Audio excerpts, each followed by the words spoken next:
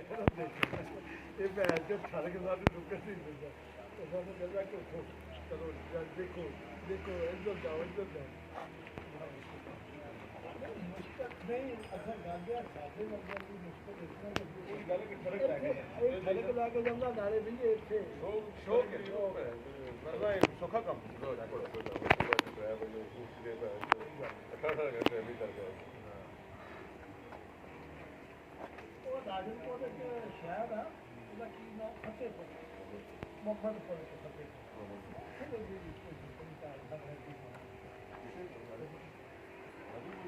ਆਹੋ ਨਹੀਂ ਹੈ ਮੈਨੂੰ ਪਤਾ ਲੱਗ ਗਿਆ